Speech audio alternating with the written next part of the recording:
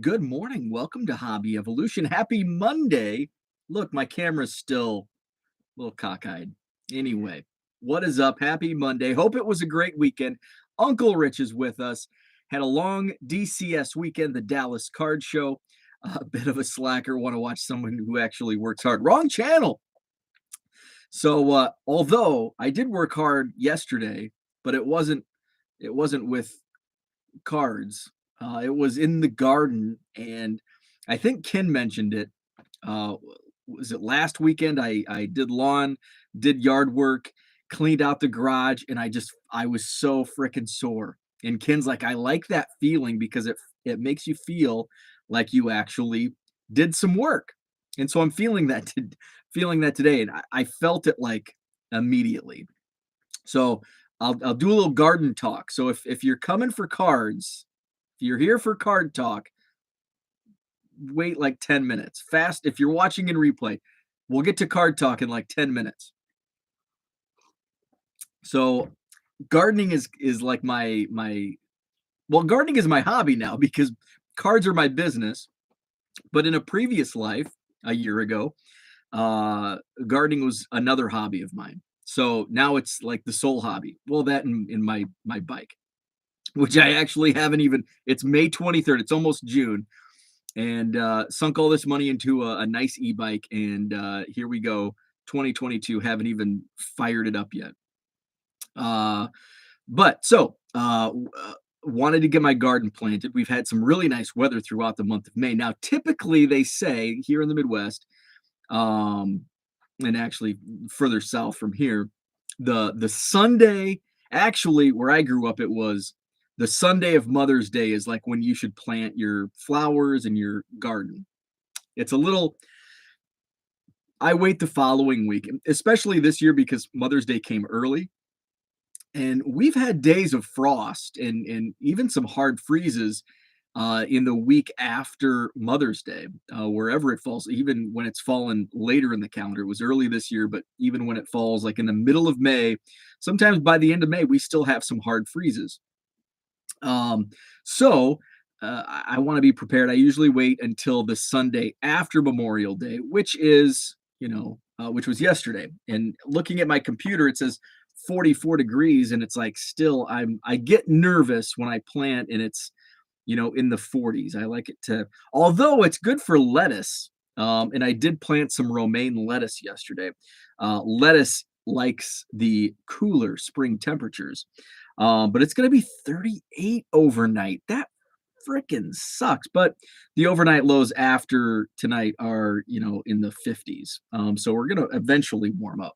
Although I say that and it was 98 degrees, it was in the mid 90s and upper 90s for like a week straight earlier this month. So I used yesterday because we're going into card show week and I'm not going to have any time to devote to outside baseball card stuff this week. I needed yesterday to be my garden day. So there's actually a nursery. It's called K&A Nursery. It's literally down the street. Herman's with us. What's up, Herman?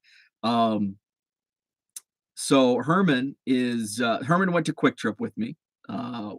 We went for breakfast when he was here. So right next to Quick Trip, so Herman will get this reference. Right next to the Quick Trip, which is like a block away. It's kind of out in the country, but it's a country block. There's a Quick Trip, and right next to the Quick Trip is K&A Nursery, and that's where I get all of my stuff. So, and I have a background, and I feel bad, and I'm gonna text one of my former clients because some of my clients were in the like soil amendments, humates, into that. And actually, one of my biggest customers was a large outfit in New Mexico. They have great soil in New Mexico. If you're not familiar, see, you never know what type of information you're gonna get on this show. So Mesa Verde Humates is what it's called. It's about an hour from Albuquerque. I'm San Ysidro, New Mexico is the name of and it's like out in the middle, and they have like I wanted to get out there just to see the operation because I do so much, and I'll have to share some like now that I don't work there. I feel like I can share some pictures of my days. Um, so I have like, and a lot of the customers that I worked with were customers of my customer, and so I would get all of this information on soil and why humates are good, why New Mexico has some of the greatest soil in the country, and just different additives to amend the soils, soil amendments. So, uh, despite all of that knowledge, I would go to Walmart, Menards, Home Depot, and buy Miracle Grow, and I know that's bad. Like Miracle Grow is not good for your gardens, but I would use it anyway. And so we went to K&A Nursery yesterday, and so I do my garden is tomatoes, cucumbers, dill because I make pickles. Did a jalapeno plant because I make spicy pickles for a friend of mine who uses them for uh what's the alcoholic drink with pickles and all that stuff, whatever that drink is. So he makes those. He loves Bloody Mary. That's not Bloody Marys. Maybe it is. But he loves the pickles for the drinks he makes.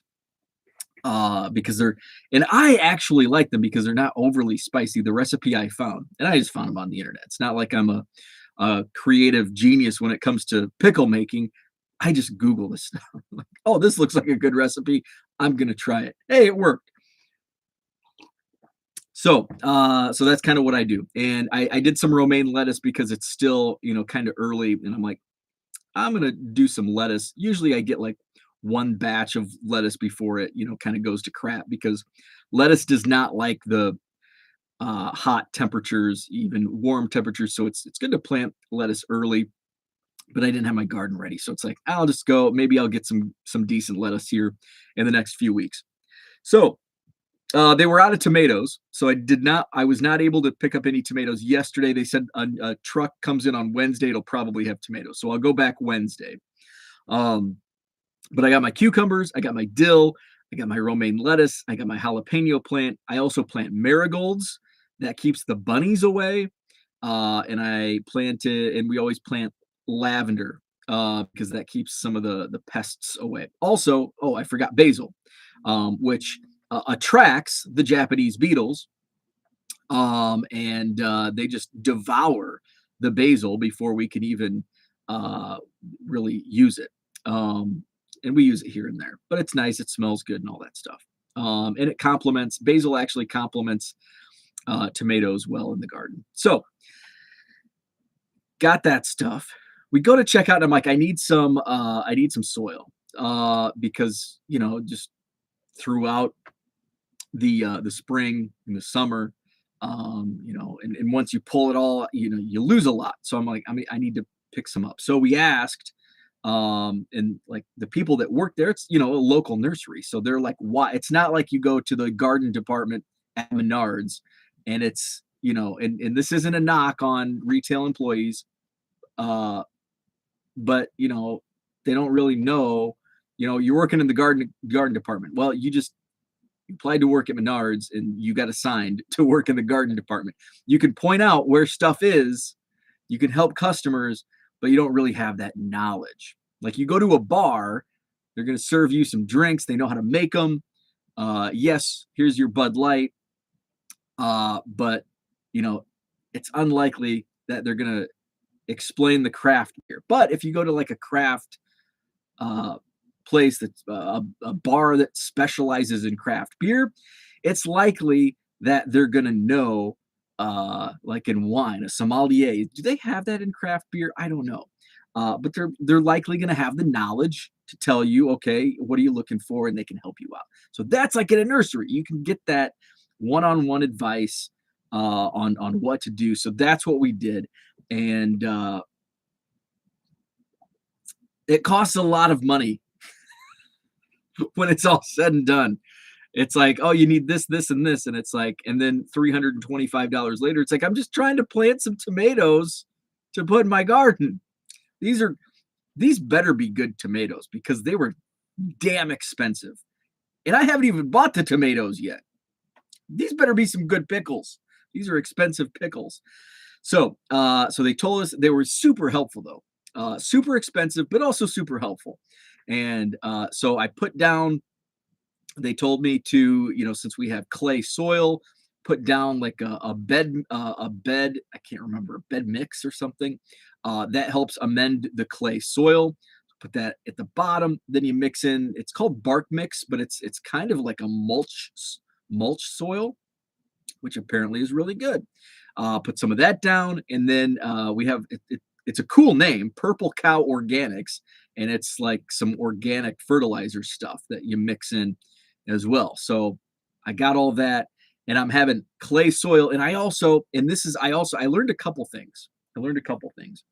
Um, I think the number one thing that I took away that I didn't really think about in the previous years that I've been gardening is I've always put like one of those sheets down because I didn't want grass popping up. I didn't want weeds growing up through, the garden. But that's bad because then the roots don't spread. So I learned actually two things. So I learned that. And so you have to work the soil, like you put this good stuff in, but then at the bottom you want to till that up. You want to break up that soil because you need the roots to take. And if you just put that like sheet down, they just don't have anywhere to go, so they're spreading all over, and it's not good. What I also learned was about overwatering. I knew that overwatering was bad, and it turned out this is the guy that was helping us owns the whole nursery, so knew his stuff. So actually, I learned three things. Now I sound like Steve Martin in The Jerk, and I want this my thermos. So the first thing was that's bad. The thing at the bottom of the garden bed. Second thing I learned was overwatering, and I knew overwatering was bad, but I didn't know why. And so why it's bad is that the roots need to establish and take. But if you continually water them, they don't need to branch out and really grow because they're getting all of that water. He said underwatering is bad, but overwatering is worse because they keep getting that, and so it doesn't allow the roots to really grow. So that was the second thing I learned. And then there was a third thing, and I swear there wasn't a fourth thing. The third thing was about Miracle-Gro. And so he's like, well, what type of soil? Because I said, well, I don't need a whole lot of this stuff because I already have some soil in the beds. And he's like, what have you used? And I said, Miracle-Gro. And then he's like, I could see the like, oh. So he's like, that's like the worst thing you can use. And so he was talking about how he's like, what's a bag of Miracle-Gro, like $12.99? He's like, I can't even buy this stuff wholesale for $12.99. So that tells you how bad the ingredients are, in a mainstream like Miracle-Gro. So I did learn about that. And I do know, and like, I've been in sales, so I get the whole sales pitch. But I understand because I have the knowledge from, my previous job and working with companies that did this stuff. That was kind of the consensus. My buddy who worked at a soil, was in charge, not in charge, but one of my clients, always told me, Miracle-Gro's bad, use our stuff. And I just it's easy, Menards. So I got all that stuff, I tilled, and then so then I have all this extra soil. I've got all this good stuff. I want to get rid of the bad stuff. Where do I put it? Fortunately, at the end of my backyard, there's a tree line and there's a field. So there's like stuff where I can just dump. Some of my neighbors dump grass. I actually take it over. There's a yard waste facility just beyond that. I take it there. Some of my neighbors just dump the grass back there, which it's okay. It's grass. And mine is dirt. So there were a lot of earthworms, loving that clay soil. So a lot of earthworms. So the birds are going to have a feast out back there because they're easy pickings. There's not much soil back there. There's 4 wheelbarrows. I had to go fill my wheelbarrow tire was flat. So I had to load it up, take it down to the gas station, put some air in the tire. 4 wheelbarrows of dirt in the back. breaking up that soil. I'm sore. I was sore last night. I fell asleep on the couch at 8 o'clock. Yes, 8 p.m. Central Time. Fell asleep on the couch. We were watching Ted Lasso. My wife's like, "Are you sleeping?" And it's one of those like where you're in denial. No, I'm not. I'm not sleeping. I'm awake. I'm awake. Um, so I woke up and I was actually up and uh, I don't know where I was going with that, but I was sore. I was sore, so I fell asleep on the couch early. That concludes my garden talk. So let's get to the chat because I missed a whole bunch. We've got Uncle Rich with us. Jenny is with us. Good morning. She yells it with all caps. Good morning, Jenny. Ed says, good morning. I'm finally back to life after allergies. Kicked my you-know-what this weekend. We had the out here. It was last week was when everything bloomed. It was just my allergies really kicked my butt last week. I was sneezing a lot yesterday just because I was, outside. There's still a lot of pollen and stuff. Still have a little bit of it, but not as bad as last week. Herman, good morning to you. Victor is with us. Barry R, good morning from New Jersey.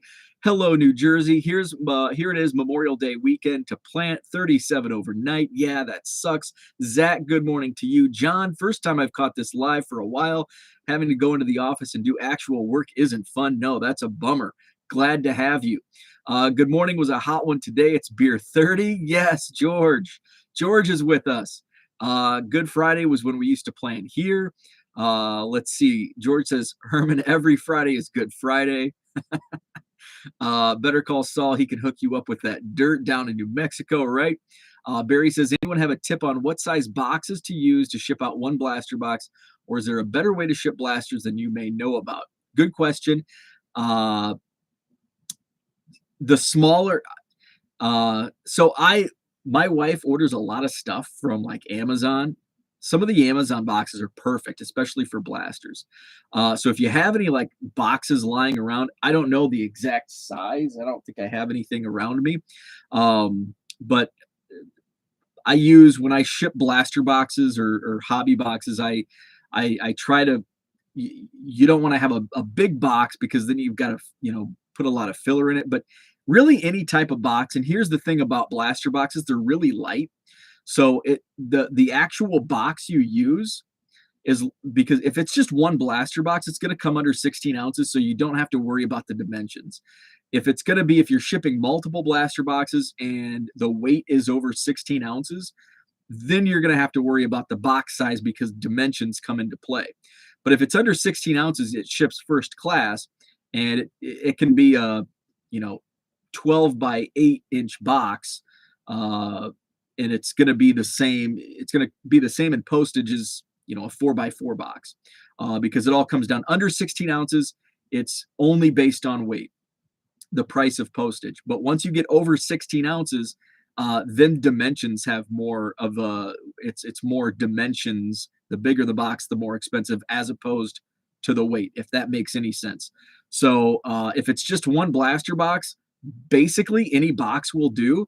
The bigger the box, though, you're going to have to fill it with some, bubble wrap or, anything, padded air like these things.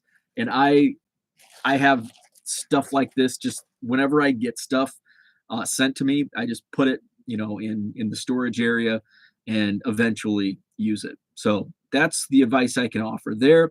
Jenny says, is the cost of the blaster $100 plus by chance? I'd recommend priority flat rate if so, because the cost would justify. Otherwise, I just find any random box that fits in that. Absolutely. It would be 20 to 30 bucks. So yeah, just any old box. Good morning, Jeremy. What is up?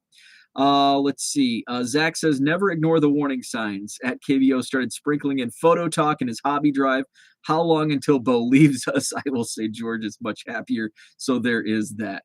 I will definitely, like John Keating. I don't know if John is with us this morning, but he's probably on a plane flying back from Dallas. He sprinkles in a little dad jokes sprinkled in. I'll sprinkle in garden talk throughout my show, but no, I will not leave you for the garden world. Let's see. Barry says, but blasters are very lightweight. I would think it wouldn't cost that much in a really small box. No, and yeah, yep. I just Answered that. Jenny, I looked at getting a box of Series 2 for the draft, but it releases on the 8th and we're going on vacation that day. Would have to do it the next week. Herman, if you do that, Series 2 something where it's, I can wait a week. So I would be all about when you get back from vacation. Or at any point, because I really don't plan. Somebody asked me, I think at the card show on Saturday, like, are you going to buy any Series 2? And it's like, I'll probably pick up a couple blasters, especially if Suzuki's in there, and we'll probably see a check. It'll be another, if it releases on, and Tops has been really, sometimes they've been 2 weeks. It used to be release like pre-pandemic when everything was on a normal schedule. Release day was a Wednesday, and Tops would release the checklist the Wednesday prior, so 1 week prior. Now it's been all over. Sometimes it's 2 weeks before, sometimes it's a week after. But I would be interested in a Series 2 break whenever you have the chance. Brian, good morning. USPS first class, less than $4. Zach says, I will also admit that I'd rather listen to this than Backyard Cranks and Josh Goober. Right on. Jenny says, problem with boxes over mailers is box takes up a good chunk of the ounces you can use for first class. Let's see. And so I don't ship anything in any boxes in bubble mailers, just because in a box there's that rigidness, and it really doesn't add too much weight. I wonder if I have an empty box. I don't think I do. Because I was actually surprised when I started. It's like, I'm just gonna, because I will ship like higher dollar card. If it's like $100 or more, I'll ship it in a box, and I'll put the box in a bubble mailer. Like, and this is a bigger one, but I'll use a smaller one. This is kind of a smaller bubble mailer, but I'll put a small, like 100, or 100 is going to be too small. So like a 200 count box is perfect. For like slabs. I never ship slabs in a bubble mailer alone. I'll put them in a box. Unless it's like a $10, $15 slab, then it's like, it's going in bubble mailer with some bubble wrapped around it so it doesn't get cracked. But if it's a higher dollar card, then it's going to go in a box inside a bubble mailer. So a little double protection. And it doesn't add, because you're not going to, it's only going to, it'll increase in postage cost a little bit, 6 ounces as opposed to 4 ounces, might be an extra 25 cents or 30 cents. But I think for the it's worth it for the protection. So not dismissing the extra additional cost, but I think the added protection is worth, 25, 30 cents. George did record a few intros in the car for some photography videos if I ever make them. The $4 depends on various factors. Right on. Let's see, where am I at here? Zach says, I'll contribute. We need some sod work done because I'd rather do almost anything than plant grass and all the work involved. By the way, 2 companies have no call, no showed my wife. Labor market is tough. Yes, it is. By the way, speaking of that, we actually did hire a company to do that work. They actually came on Saturday. And so we have rock walls in the front and in the back. And last year I had some, what I thought was bad soil. Well, what I learned is probably all bad soil. So I emptied my vegetable gardens and used that soil to pack my rock walls, because the soil that was inside the rock walls had eroded over time. And we've lived here 5 years now, almost 6 years, I think. So I packed them up, and I didn't realize it until my wife called this landscaping company, because we had to have some other work done. We have a flower garden in the backyard that neither of us know anything about how to do flower gardens except water them. So she's like, I need, and that's her thing. She's the flower. I'm the vegetables. She's the flowers. So they came, and I realized I'm walking the perimeter, and I did not realize how much more soil had eroded out of the rock walls. So it's like, yes, we do. So then they also planted some, like, there's a term for like ground cover, I think, ground cover plants, basically some of that stuff inside. So the roots establish in that kind of holds the soil in so it doesn't erode. So I don't do that type of work. And again, I don't have the knowledge that these companies do. Like I wouldn't have thought to like it makes it's kind of like Dave Ramsey. He's like this financial genius, but everything he says is like common sense. And we don't really think about it. Like planting ground cover plants in a rock wall, like to me, and probably why I think that is because I mow and weed and weed whack. So I'm thinking if I plant weeds, ground cover inside the rock wall, that just makes it more difficult for me to weed and to keep up. And that's my thought process. But then it's like, duh, I won't have to put dirt in there every year because it keeps eroding, but those roots will establish and keeps that soil intact. Common sense, but it's like, well, I don't want to think about it that way because it's more work for me. When it's probably at the end of the day, it's probably less work because I don't have to haul wheelbarrows full of dirt and pack it every year. So I went through the same thing. And yes, it's super hard to find. We were fortunate with the company we worked with. They came and did the work, did a great job. Rich says 27 watching, only 8 likes. Tell me garden chat is not the winning formula in this group. Hit that like button anyway. Eventually he'll talk about a good topic. Yes, we're getting there. Johnny boy, good morning to you. Brian, first time live, wasn't expecting planting, LOL. Got little garden talk to start your Monday, right? Dang quesadillas, 4x4x4 for one blaster. There you go. DR, good morning. I sold about 80 cards when I did my 48-hour sale over the weekend. Prior to that, average 12 to 15 a day. Nice boost. There you go. And that's kind of the approach I think I'm going to take this Tuesday or Wednesday. I'm going to do a 50% off sale to combat those dang standard envelope fees that come out of my account every Wednesday. So I plan on doing that this week. So I'm glad that it worked, and hopefully I can see the same success. Dan, good evening to you. Jenny says Bo won't leave us for garden because in 5 months we'll be stuck indoors again. No, yeah, that's the thing. I won't leave you for garden talk because by the end of August, by Labor Day, the garden's done. And then we get cold again, and it's gonna be the middle of May. So not too much more garden, or not much garden talk here in the upper Midwest. Scotty Dubs, what's up? Good morning, Scott. Hope I get to see you Saturday, the Madison Card Show, which is this week. I've got some, by the way, and I don't think I have a copy down here. There's a local author, Uncle Rich will like this. There's a local author here in Madison. His name's Tom Alicia, and he just wrote a book on Dave Bancroft, who's a Hall of Famer, a baseball Hall of Famer, and it's called Beauty It's Short, a story about Dave Bancroft.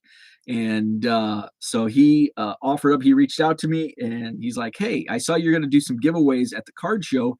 Would you want some of my books to give away? I'm like, absolutely. I'm like, by the way, I'm going to keep one for myself so I can read it, but I'll pass it forward. So I'm going to start reading that this week, and I'm going to give away a couple copies at the card show this weekend. I'm going to give away some Bowman mega boxes this weekend at the card show. Also a PSA submission, thanks to 5-Star Cards. Matt from 5-Star, they'll be there at the Madison Card Show. They are certified, or what's it called? Authorized PSA and SGC submitters. So 5-Star Cards will have a few tables down in the Williamson Ballroom this Saturday at the Madison Card Show. Sold out show. I've in the waiting list is building 135 tables, and do have a waiting list. And it's going to be a great show, I think. So let's see. Zach, if I lived close, I'd do your sod. Did sod on Friday.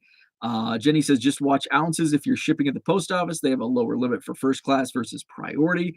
Turkey Card says, garden talk is better than wrestling. Well, I thought wrestling talk was, I know I don't have the audience for wrestling, so I try to limit the wrestling talk, although Sometimes it just happens. Rich, Frankie Frisch, Hall of Famer, should not be in the Hall of Fame, but read the book anyway. Good way to get that mailing list growing. That's like been the advice. That's been the most common advice that I've received from various people is, get a mailing list going. So finally, I ordered some registration slips from Amazon. They came in the mail on Saturday. Bought a couple of the registration boxes, and then it's got a place where you can stick a sign. So last night, my wife made up. She's like the Canva Pro, so she made some signs. I've got maps because there's 3 rooms. So I'm trying to combat. I know sometimes when I have that second room, since they're on different floors, some people are like, "Oh, I didn't even know there was a second floor." So I try to do my best to advertise, but I realized the signage wasn't enough at the last show. So I bought 6 stand-up poles because the hotel didn't have enough. So I'm like, I'm just gonna take matters into my own hands. So I've got signs with arrows, big red arrows, directing them to each of the rooms. I'm gonna have a table out front in the lobby with maps that shows, okay, there's 3 rooms. Make sure you hit all of them. So that's the plan. So a lot going on, but it's going to be a fun show this Saturday. Let's see. Let's see. Rich says we'll talk on the 31st on Hobby Hotline, but that's something you should always do going forward. Wrestling talk rules. As long as he talks about Alexa Bliss, I'll be happy. I just sold an Alexa Bliss Prism out of my eBay store this weekend. Johnny Boyard's planted my garden this weekend as well. I'm curious, Johnny, what did you plant? What's your strength in the garden? Rich says I use the Dallas Card Show to add a few names each show to my mailing list. Oh, yes. That's a great way. I didn't think of that. When I'm doing other shows. Interesting. I like that. Maybe do a giveaway when I'm doing other shows. Because then say I go to Green Bay and I'm developing a mailing because Green Bay, yeah, it's a little out of the region. They may not think about coming to the Madison Card Show. But you get them on a mailing list and you start, emailing them on a monthly basis. You don't want to spam them, but dropping that line, hey, don't forget the Madison Card Show is next week. I like that. I may have to institute that. George says men in underpants jumping on other dudes in underpants. Have your dealers be on standby up to Friday for those last minute cancellations. Absolutely. Fortunately, I think 2 on my waiting list are local or semi-local, so it's not like they're in Chicago. It's also a week before where I had some people like I was sold out last month, like 3 weeks before the show. So now I just sold out, basically I think Friday was when I went to Matt and I actually oversold it, but now I'm going back. I'm doing a better job at being proactive following up because I had somebody on the list that I found out yesterday will not be able to make it. So that opened up actually it didn't open up 2 spots. It brought my oversold down a couple tables. So I think I'm oversold by 1 table right now as it stands.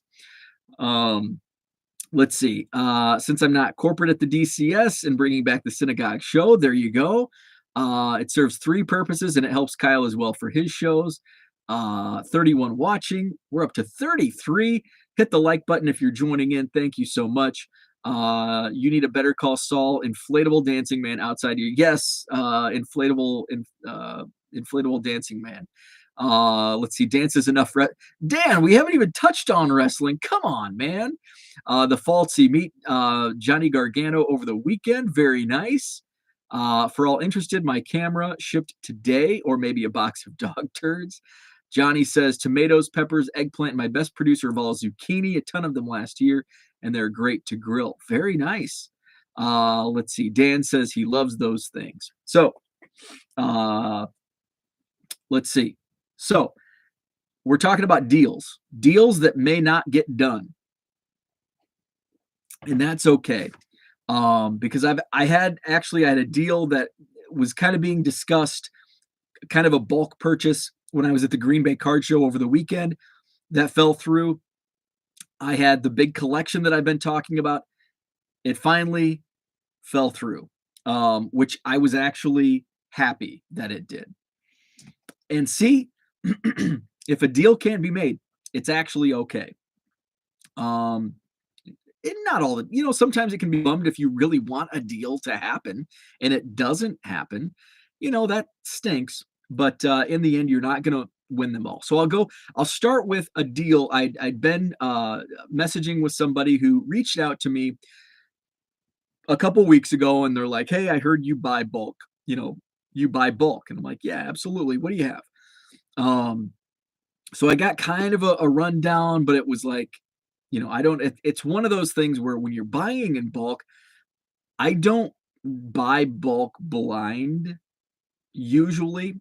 Now I say that and I buy these Goodwill pallets, which is blind, but um for the bang for the buck, it's there. Like you buy a 500-pound pallet of cards for $400. It's a pretty good deal.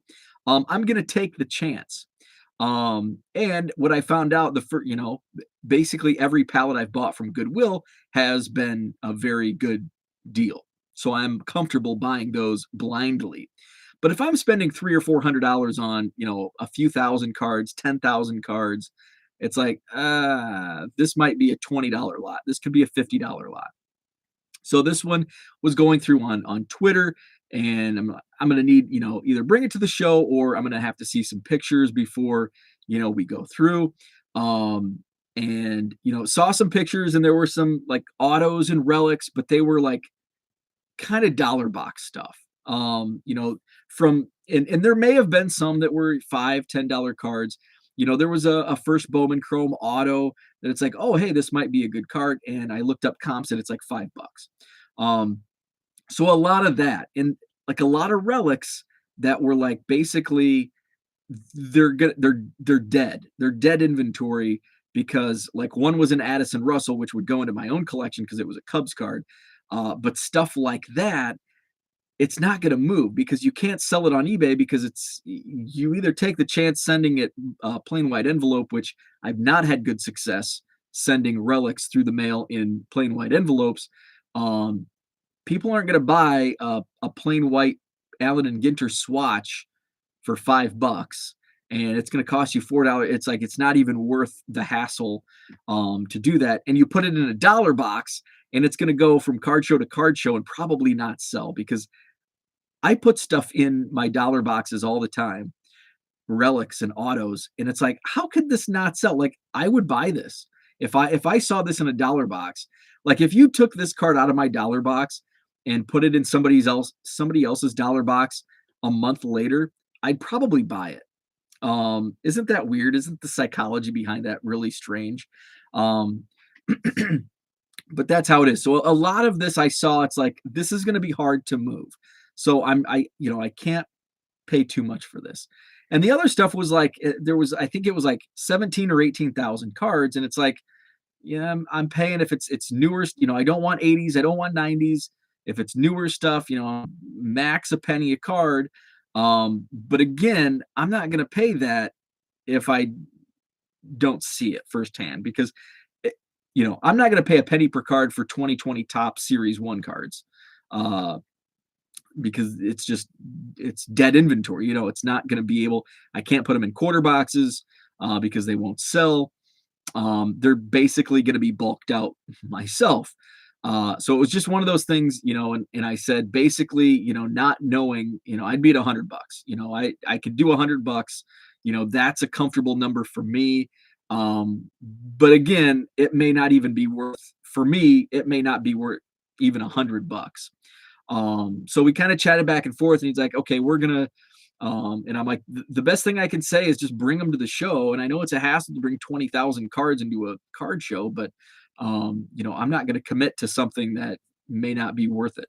Um, so they ended up doing, something else with the bulk lot. So, and I was okay. I was perfectly happy because it wasn't something I was interested. They came to me, so it wasn't something I was interested in. It's just like, hey, if something comes along and I can get it for a good price, okay. But it just wasn't, it wasn't something that I was really interested in.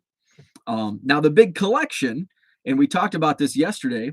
I didn't really have an update. I was kind of left hanging for the last month. And in a little background, if you're not aware, there's a couple of videos I shared because we went in. Me and another dealer went in, made an offer. We went looked at it a second time just to make sure that number was the right number we were both comfortable with.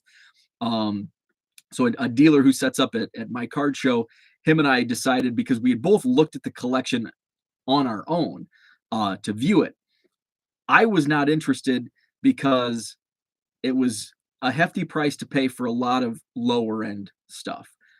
Basically, it was this, and I say lower, not lower end, but I'm talking like a lot of like $20 cards where you're spending thousands of dollars. So it's going to take a lot of work. And I'm going to transition here in a second on another reason why I'm glad it didn't go through, um, based on that whole situation. Uh, so for me, it's like, hey, there's a ton of awesome cards, but in my current situation, it's just not worth it to me. Now, 6 months prior, if we're talking like October, November of last year, I probably would have been all about it, and I probably would have put an offer in. Uh, as I learned, it probably wouldn't have been accepted. But that's where I was at. And the number we came up with, and John, the guy that I went in on it with, he's like, "Would do you have do you you know?" We're trying to get on the same page. He's like, "Would you go any higher?" And I'm like, "Not much. Like, maybe another thousand." But even at that, like the number right here, I think is the best price for all parties involved. And I don't feel real comfortable going in and I'm going to get to why.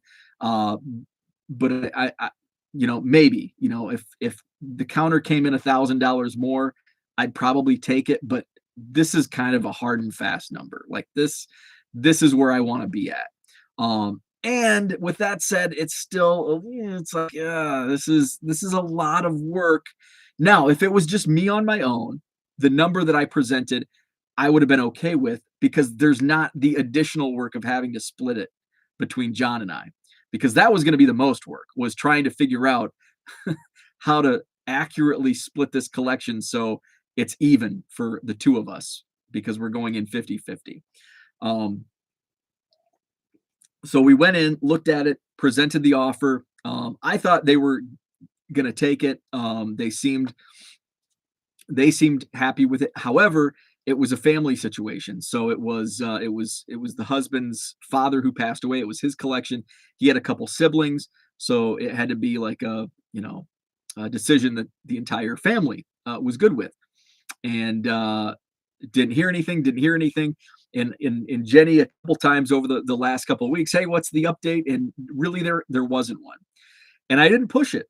And the reason I didn't push it was because I was kind of on the fence. Like, this is the number I'm good with. Like, I didn't want to pay anymore. This is the number I'm good with. And it's like, oh gosh, like there's a lot of questions. It's gonna take a lot of work, just like I said, it's gonna take a lot of work to piece it out between John and I. And then there's gonna be a lot of work selling it. Um, and is it worth it? And I think it would have been. It would have been a good buy, but there were just I didn't feel I wasn't 100% on board with it. And I think that hesitation, I think that is probably a sign that you should probably just walk away. So that's what it came down to. It's been a month since we presented the offer, and it's like if they came to me now and I didn't I John and I chatted about a week ago and I'm like, "Hey, have you heard anything from them? Because I haven't." He's like, "No, I haven't." And so it was one of those things where it's like, "Hey, I want to take this offer off the table. It's been long enough. We haven't heard anything in a month. So I want to pull this offer off the table because I'm not at this point, I'm just not comfortable because and I laid this out yesterday. Um, and I'll go into part of the reason. Part of the reason is because it's summer. It's essentially it's summer. We're going into a very busy time for being in the Midwest. I've got the card show this Saturday. I just bought another Goodwill palette, so I've got that. I bought that collection at the show last weekend. I haven't even started piecing that out yet. I bought all those Bears cards. So I've put some money into other places and gained inventory in that way. Where yes, it's not going to be a couple, $200 card and $100 card, but it's going to be smaller stuff. But it's also, I'm not spending thousands of dollars on this stuff either. I'm spending, hundreds. Um, Next week, so this coming weekend, Madison Card Show. The following weekend, I'll be gone for 2 days for a wedding. The following weekend, I'll be gone for a birthday party. The end of the month, and then there's a week. I have a week off, and then the end of the month, I have the Madison Card Show again, and then it's 4th of July week. And so it's just there's so much going on. You try to pack 12 months of stuff into 4 months here in the Midwest because our weather sucks 8 months out of the year. So it's like there's just so much going on. I don't have the time to devote to piecing this collection out. And I don't want to, I don't want that money to be tied up. That's a lot of money, a lot of capital to be tied up when, especially in the first year of starting a business. And it's just like there's a lot of warning signs going on with this. So that was one main reason. There are two main reasons. That was one, was there's just so much other stuff going on that I don't really have the time to devote to it, but tying up all that money is a concern. And the reason I say that is how many times have we seen on Twitter, and actually just somebody who's a great follow, Bowman 1951 Sports Card Adventures, great guy, runs a card show up in the New England area, in Boston, and we've chatted back and forth about card shows, and he's just a great follow on Twitter. He just tweeted out late last night, I am definitely buying less cards as my day-to-day costs just to live have risen a pretty high amount in a short period of time. I can't be alone in this. That's pretty scary for sports cards in general if inflation stays high. There's a lot of truth in that. When I went to the grocery store yesterday, and I was shocked. I had sticker shock when I checked out. It was like $92, and it's like, wait, what? What did I buy? I bought like a package of roast beef was like $12. It's like, holy crap. Usually it's like, I don't know, 6, 7, maybe 8. I mean, some of the prices on this stuff have risen a crazy amount. Of course, we all know gas prices are up high. And when fuel prices rise, that's when we get the sticker shock at the grocery store, because how do those items get to the grocery store shelves? They go in semis that cost a lot of money to fuel up. And when fuel price rises, those trucking expenses rise. And in turn, grocery stores are spending more money on transportation costs, and they pass it on to the consumer because now these goods cost more to get to the store, and those margins rise. And then we have to pay more. So that's a big thing. And I'm watching I'm being very careful with what I purchased, kind of like that collection, like 6 months ago, from the Green Bay bulk lot. 6 months ago, I might have taken a chance on it. Like, okay, yeah, I'll put a couple $100 into this, and take my chances. But now I'm not taking chances, unless it's Bowman, unless it has a Bowman name on it. And it's like, okay, I'll take my chances on Bowman because it's a lot of fun. But I'm being very careful, and I want to pull the offer off the table on that big collection. By the way, I don't know if I said it, but they texted me. The family couldn't come to a decision on what to do with it. So basically, the offer's off the table. Which I got the text, and I'm like, oh man, now I've got to tell them that I'm not interested. I've got to reach out to John, say, John, I don't want to do this deal. Now I've got to pass it on to them. But I didn't feel bad. If that would have been the case, I wouldn't have felt as bad because it's been a month of no communication. So I think that's a fair amount to allow. If it's like the next day, it's like, oh, offers off the table. That's bad business. But a month I think is fair. So offers off the table. And before I read the text, I got that text come across, and I'm like, oh man, But then I read it and it's like, oh, it was like relief because now I don't have to be the bearer of bad news and say, oh, by the way, we're not interested anymore. I think it worked out for the best. Now for them, it's in their dining room. And I know they weren't in a hurry to get rid of the cards, but they kind of wanted their dining room back. And the other family members don't have cards in their dining rooms. So it's kind of like, well, maybe it can be like a traveling collection. Okay. Hey, sis, these cards have been in our dining room for 6 months. You didn't want to do this deal. We're putting the collection in your dining room now. So, how's that offer sound now? So, so that's kind of where that's where that stands. But it's like I don't want to put that much capital in because I don't know what the future holds for the collectibles market, especially in the interim. Now, when I say that, is the hobby dying? No, the hobby's going to be baseball cards are going to be around. They've survived 2008. They survived, whatever else, whatever other economic bumps we've endured. And I think that's many of us in this chat have lived through the ups and downs in the hobby. You know, many of us were around in the early 90s during the boom. Um, and we were there in, 93, by 92 it started tailing off. By 93 and 94 it was kind of like, oh, what happened? And then in the late 90s, and then uh of course the big boom. So we've seen these waves. Uncle Rich has been around for Rich, you've probably been collecting for 50 plus years, I'm guessing. So Rich has seen it all. And is the hobby dying? No. The hobby, the hobby was dying 10 years ago because we needed more kids. The hobby's going to die if we don't have more kids. Well, guess what? Now there's kids. Go to a card show. Well, those kids have Pelican cases, and we don't like Pelican cases. We want kids that collect like us. Well, guess what? That's not going to happen. It's generational, and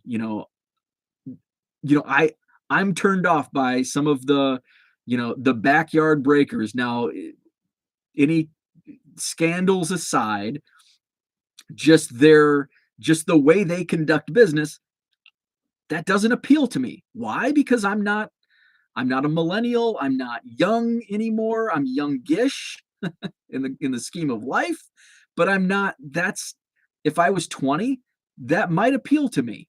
But I'm 40 almost. I've still got 2 weeks. Um, I'm almost a man. I'm 40. I'm 39 and 11 twelfths. I'm a man. Um, so that stuff doesn't appeal to me because it's generational. Like, it's just it goes in waves. Our parents, you know, think back to when you were 20 years old and the things you did and what your dad would say or your uncle or your elders. They would probably look at you and we went through a phase when if you're around 40, you might have went through a phase where you put blonde tips in your hair. It was a thing. I did it. We wore puka shell necklaces, which my dad thought was cool because he wore puka shell necklaces in the 70s. And we wore backward visors and we thought we were the Backstreet Boys. Um, Now I look back, it's like, man, I looked goofy. But it's because I'm old now. I'm older now. And so that's just life. That's life. And it's not just pertaining to sports cards, but it's basically everything. Music, pop culture, whatever collectible. It's just the way it is.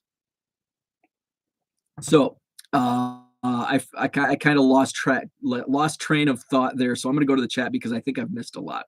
Let's see, where are we at?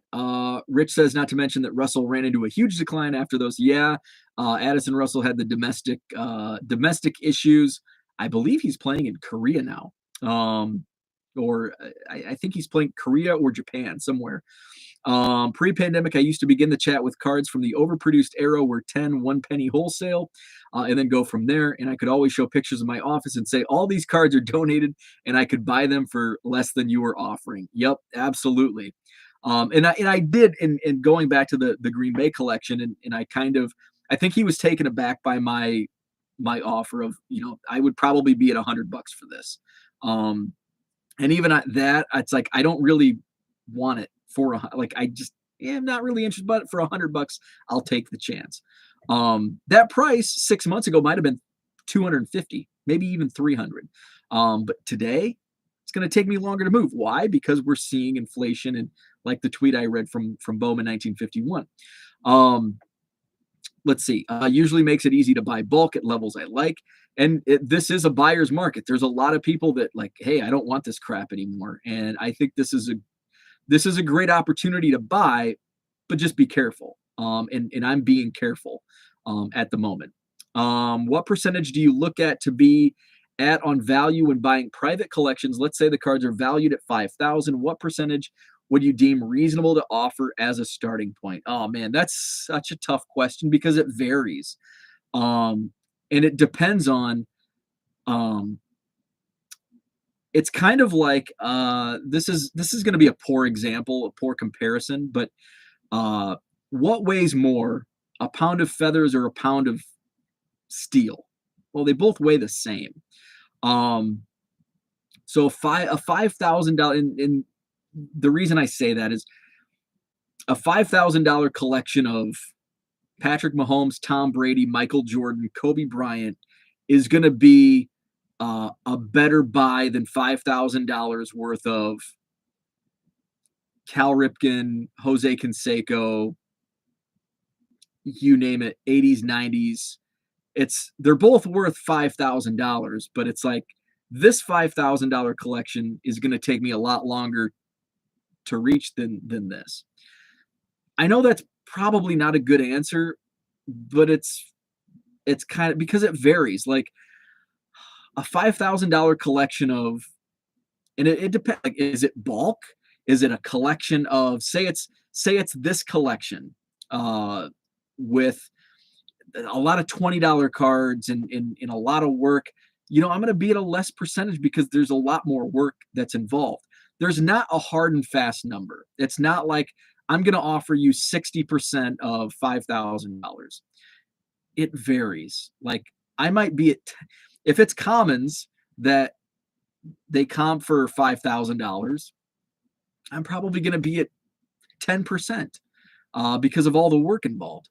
If it's a collection of 10 cards at $5,000 of hot players, it might be 80%, 75%.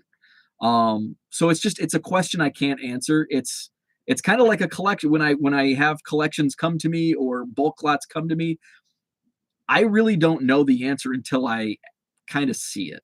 So there's not a hard and fast rule because no $5,000 collection is the same. If that makes any sense. Rich says no Bo. The grocery store fairy drops off everything you need at the store. It's the stork. The stork drops off our canned goods and fresh meat. Ed says 49 years collecting for me. The hobby will live on. Absolutely. The hobby's not dying, but it's and here's the thing, especially for newcomers that have come on here in the last couple of years, it may seem like it's dying compared to 2020 and early 2021, but it's still in a better place, in my opinion. The hobby right now is in a better place than it was in 2019, and it was in a good place in 2019. There's a lot of mainstream. There's just because those Luka Doncics and you name it dropped in value from 2021 doesn't mean that the hobby is drying up. Look at everything. Look at the stock market. Look at crypto. Everything is falling. But what goes up must come down, and what goes down hopefully comes up. But yes, it's not dying, but it's just be careful in the hobby. It's a great time to buy. It is a great time to buy, but be careful. And I've talked about this with my business. I'm selling cards full time now, and yes, I need new inventory, but I have to be very careful because I'm, from the height. Now, I didn't base my projections when I started my business. I based my projections on a 1% sell-through rate. And my sell-through rate right now it's like I'm concerned. It's down to like when I looked at it yesterday, I did the calculations, 0.61%, which is getting close to the lowest it's been in the last year. Um, I based those projections on 1%. At the peak, it was 2.3%. So basically, from February, March of last year, I'm now listing 4 times the amount of inventory to make what I was making in February and March of last year. Now, fortunately, I was well aware that was not sustainable, and I, projected at 1%, but I'm not reaching the 1% either. So I'm careful with what I buy because I created before I made the actual leap. It's like I need to put together a SWOT analysis just so I'm aware, and it's a reminder of no matter how hard you work, sometimes there's outside threats that can take you down. And they are beyond our control. And inflation is one of those things. Post office rates. What if standard envelopes, and this could very well be, I could see standard envelope on eBay going up to $1.50. And that kills my $1.50 free shipping strategy. And that's beyond my control. No matter how many cards I list, um, you can't combat that unless you raise your own shipping prices. And then, you know, that Todd Marinovich score rookie card, yeah, people aren't going to pay $3 for that. They'll pay $1.50, but they're probably not going to pay $3. So those are outside threats beyond our control. And, yes, I need inventory, but I've got to be much smarter than what I probably have been in the past because I don't know what the future holds. None of us do. But with the current economic state, I've got to be very careful. And I fortunately am in a place where I have enough inventory that I don't need to constantly, buy. It's always good to freshen up, find deals, and get those deals to flip. But right now, for me, it's more important to have capital, and it's actually concerning. I may cancel my trip to the National this year because to walk in to the National for me is going to cost $1,500. I haven't booked my plane ticket, and those plane ticket prices aren't coming down, and it's over $600 right now. Um, so just to walk into the National, and I'm a bargain box guy. Yes, it's a business trip, and it's good for networking and getting my face and my banner out there. But is it worth $1,500? And that's something I'm weighing heavily right now. Fortunately, I've got the hotel booked, but it's with a friend of mine, and he's going to go regardless. Like he goes every year, and with or without me, he would still book the same hotel. So, it's like I've got to make a decision here, probably in the next week, and I'll keep looking at flights. But it's like I'm adding this up. I'm adding this up. And it's like $1,500. Is this worth going to the National?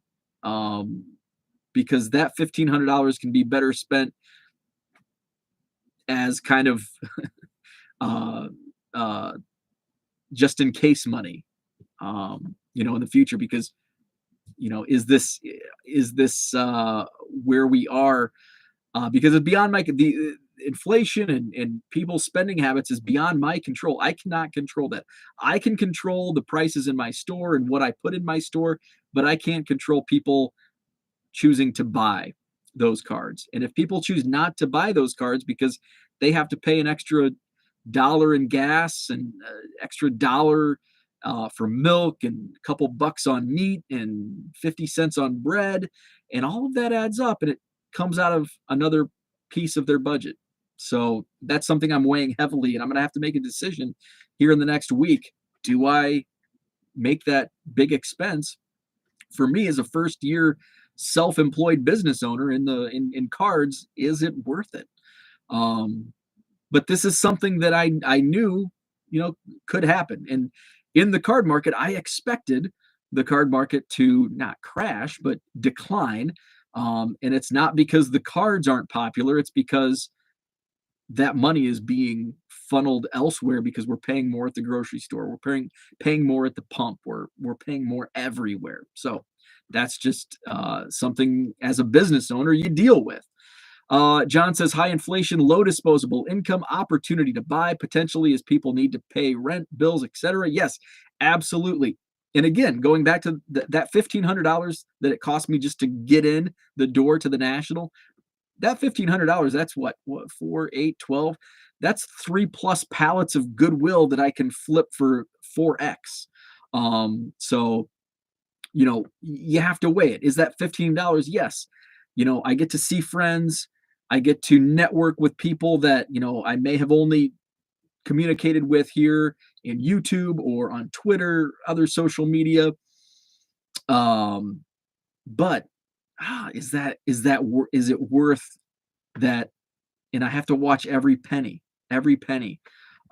So that's what I'm battling with. What's the smart decision? Let's see. Rich says I'm always 62, so there I've lived through it all, including the 79 to 82 period, which that's a period that fascinates me, because that's when like it seems like the hobby was becoming a business where card shops were popping up. And I know the early 70s, there were, some, mail order and maybe some shops. And, it was starting the wheels were starting to turn in the early 70s. But I think, and Rich is the master here, it feels to me like the late 70s was kind of when the wheels were in motion. And then, of course, we had 81, which that's fascinating. 1981 in the hobby fascinates me because I was I was not yet born. I was born in 82. So 81 was before my time slightly. That's when Donruss and Fleer came along. So Rich, we will do a StreamYard. I'm starting to get legs under me with StreamYard, and we'll have to talk about that period. Dan says, but did you wear Z Cavariccis in the 90s? I don't think so. I wore I didn't wear any Z Cavariccis. Were like that was like little high end for me. Crap, I missed a lot in oh wait, no, I'm going too far. I wore like I was just getting clothes from like JCPenney, Arizona jeans and sports shirts. I didn't have any Calvin Klein. I didn't wear I don't guess. I think girls wore Guess. I don't know if guys wore Guess. I didn't wear any of that stuff. I had some Jordache. Jordache was cool for a while. Herman did the blonde tips. Yes. Late 80s, early 90s on the pants. Those damn blonde tips almost got me kicked out of the house. My mom said it was trashy. That's awesome. Was that before the George rookie photo? The 92 Bowman George. Your answer is great and reasonably what I was thinking. Going back to the $5,000 question, it was about a year or two before that. Cooter, what's up? Cooter is with us. People are not desperate enough yet to come down on prices. The National will be telling based on attendance and sales levels. And yeah, I just shared my thoughts on the National. Herman, would you rather tote 100 pounds of rocks or 100 pounds of feathers? Rich says, I guess they were not at the Dallas Card Show this weekend. I did not have a chance to listen to Bo talking about GB. Would you rather tote 100 pounds of rocks or 100 pounds of feathers?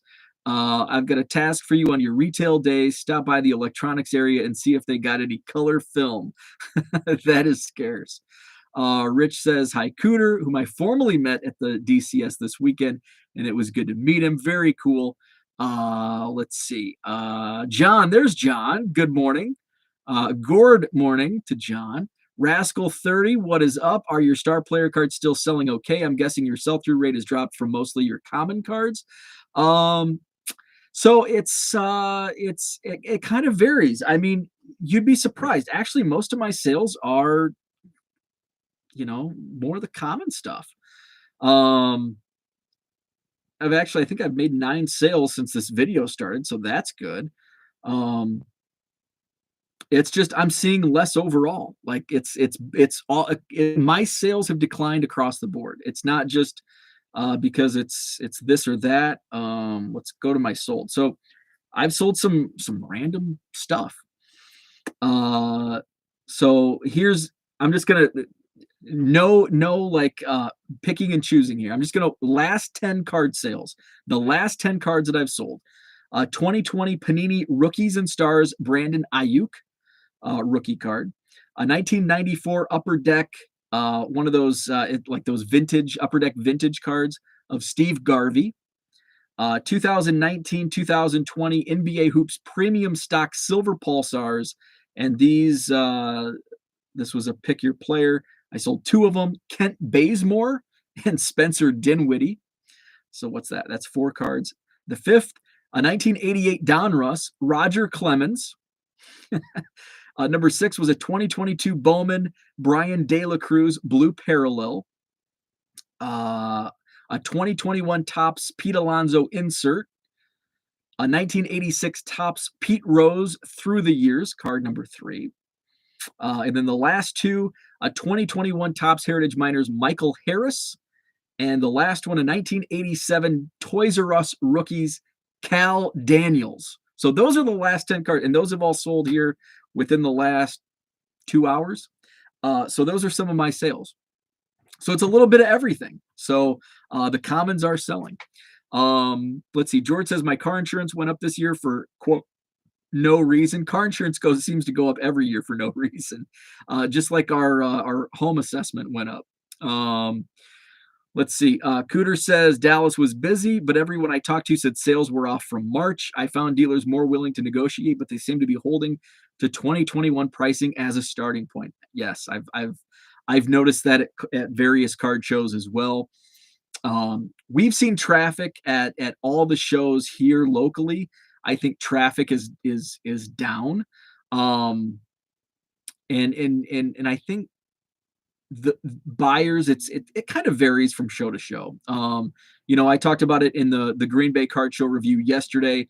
Traffic was down, but it was also the very first show, so you kind of throw that out the window. First couple shows, you're still gaining the momentum, so throw the attendance figures out the window. It was good. I would say attendance was okay, but it was good for a first time show.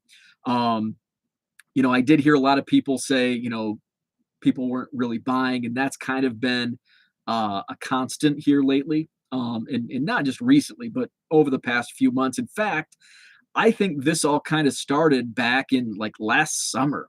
I had one dealer who was doing all kinds of shows, was set up at the Wisconsin Dells show last year, was doing all of my shows, was doing other area shows, and all of a sudden got out because I think they got in at the height and were trying to sell back. And there was one show in particular where I asked him, he's like, man, nobody's buying. I didn't sell a single card, but I think all the cards were overpriced. And, no other vendor at the show told me that, their sales were down. Everybody seemed to be okay, except I think they were in the cards for more than what they became worth at that point in time. DR says, when you make the decision, launch a why I am not going to the national, and it will get tons of views. That's a great point. I like that, and I will do that. And so that decision is probably coming here in the next week. Michael says, I'm probably not going to the national now based on similar situation. Ed says, what hotel are you booked at? I don't even know. So my friend booked the hotel, and he's going regardless. But I don't know. I know it's near it. I'm sure there's like 50 hotels nearby. So it's one of those. I can't remember what one it was. It's one of those things where it's like when I board, if I go when I board the plane, I'll look to see where I have to go.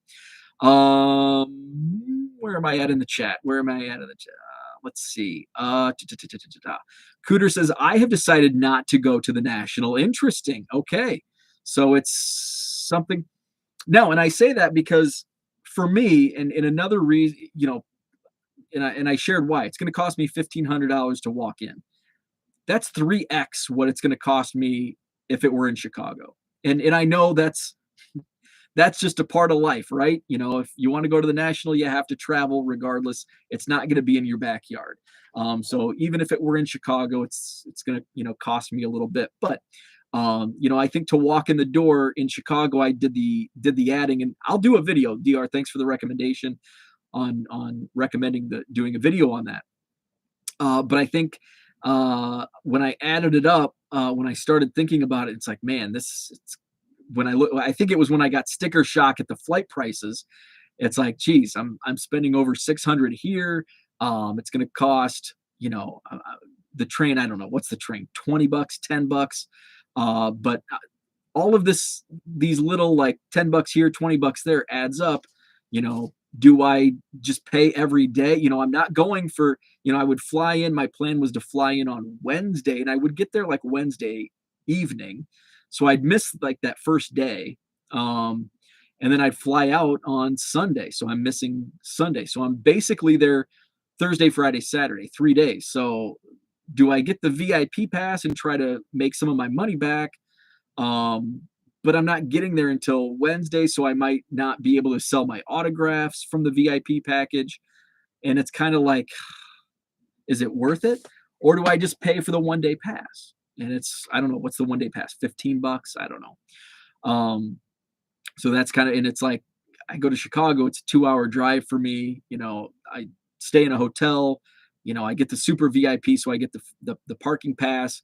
I'm there early, so I know I can sell all the good stuff in the VIP package. I don't have to worry about planes, trains, and automobiles to get there. Atlantic City travel, as we all know that, have either, I've never been there, but from those that have been there, it's like, it's not easy to get there. It's like, oh, great. Because I that's like my pet peeve of travel is, that's why I like taking nonstop flights. Because I hate adding all of these wrinkles into it, because I stress out over, well, now I have to race through the terminal to get to my connecting flight, and I have to go through the boarding process, which is a pet peeve in its own, on a plane. So anyway, I digress. Rich says, so far my cost, thanks to a friend with frequent flyer miles for the National, is $362. If it were $362 for me, I would be doing it. So DR says you could do a bargain box digital national for those of us who can't afford to go. That's good. And there usually is like alternative programming, like online, virtual stuff through the National Week. And it's something that I've not really participated in. I think there was one the year the National was canceled, was that 2020. But I didn't really participate in it. But I also wasn't really, I was in hobby. Like I was deep in the hobby, but I wasn't like business in the hobby. Like now it's like, live and breathe it.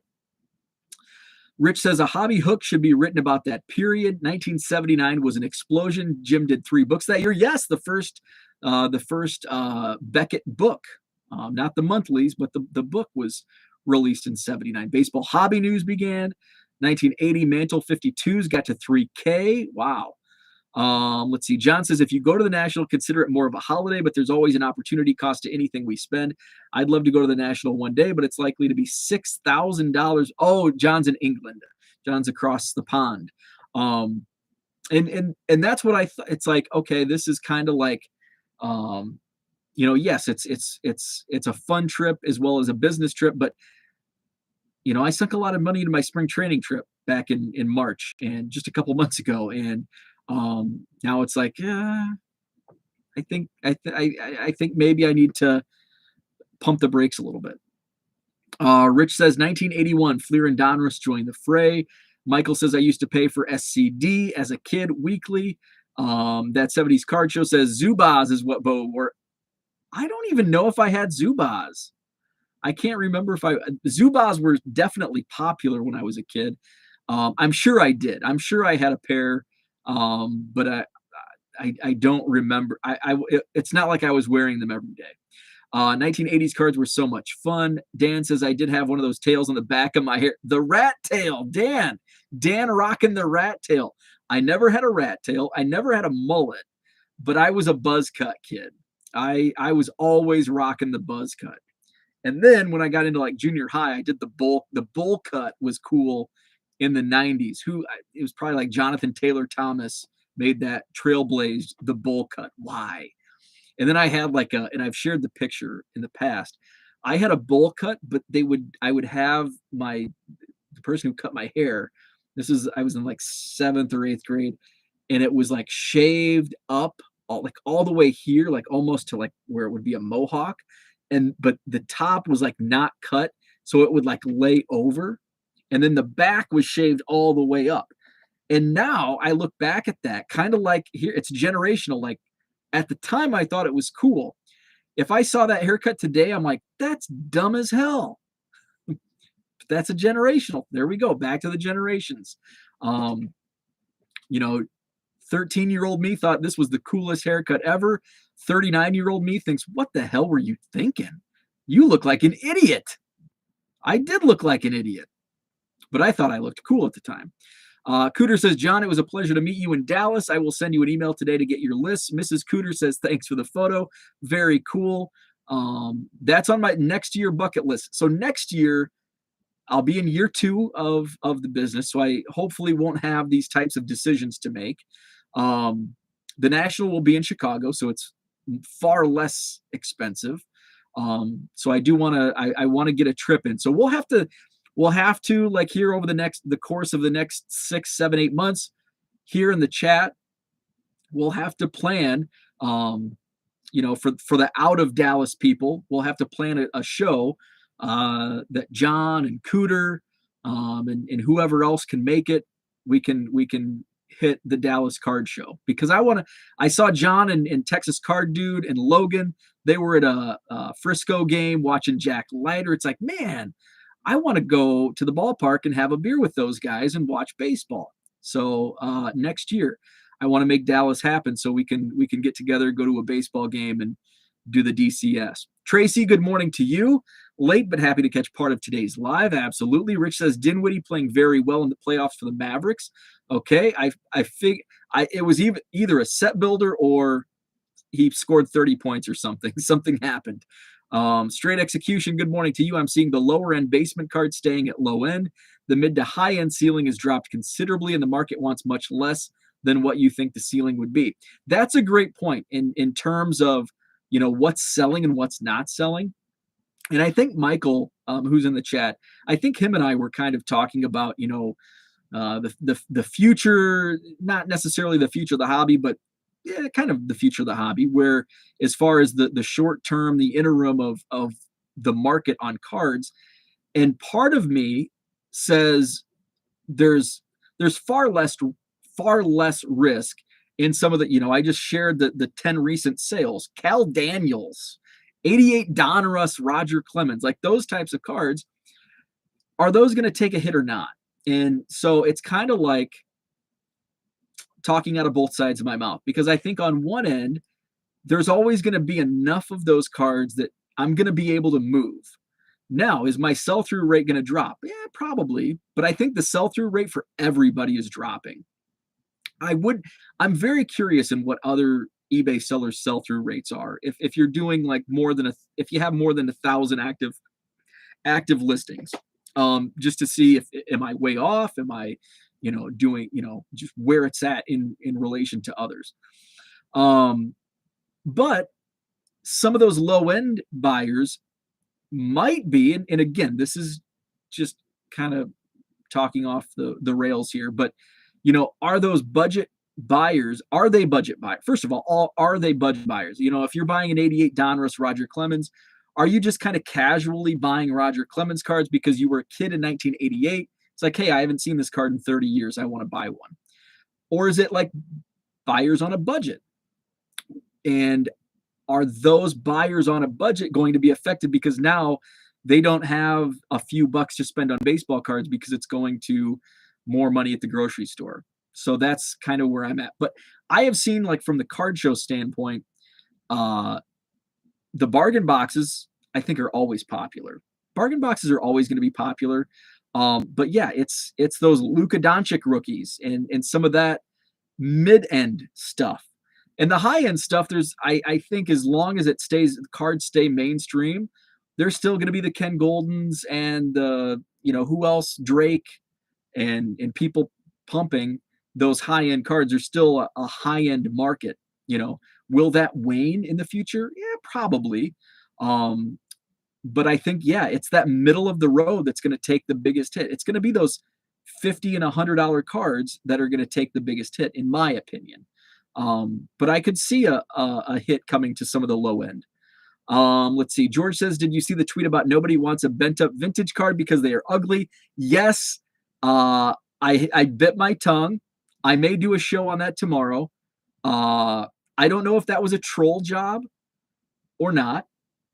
Now, I did see did you see the thread about the guy complaining about people wearing other people's jerseys? That was actually a troll job. That was clickbait, basically, after reading through his thread, his Twitter feed. But yes, I did that, and I may address that tomorrow. We're almost an hour and a half in, so I've got to get going. Let's see, where are we at in the chat? Herman sold 2 Bobby Witt Jr. cards this weekend that was put in an eBay package as number cards, win-win. That's awesome. Joey Terpstra, good morning to you. So your eBay strategy is free shipping on all listings under $20. Do you find that drives more sales than a shipping charge? Do you do best offer? Thanks in advance. Basically, I do free shipping on everything, even $100 cards is free shipping. Do I think it drives more sales? Yes and no. I think part of it is people see free shipping, think it's a deal. I think others see 53 cents, but you get a free shipping after a certain amount. I think people see that as a good thing as well. So I think it varies. It varies on the buyer. Weather, economy, tax season, hangover, downward side of the peak. This is not a mystery. John nailed it. I don't think any of us who have been in the hobby for, longer than 2 years saw this coming.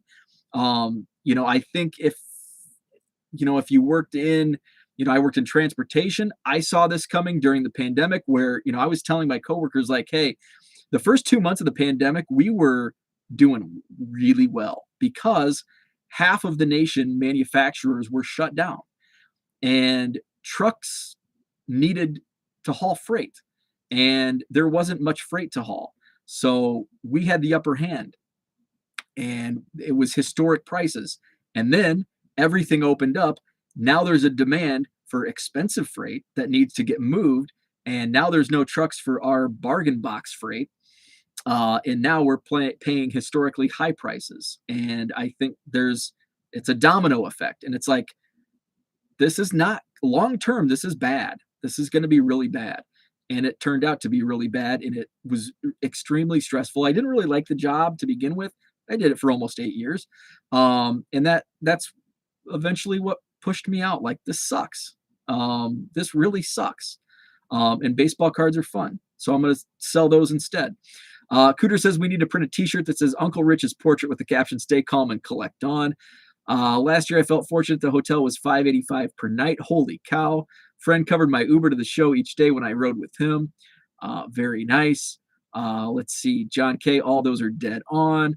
It's pretty hard to fly home with bargain box. Yeah, and that's the thing. I can't buy bulk. If I fly, I've got to be careful, and I don't buy like stuff that I can just put in a small box.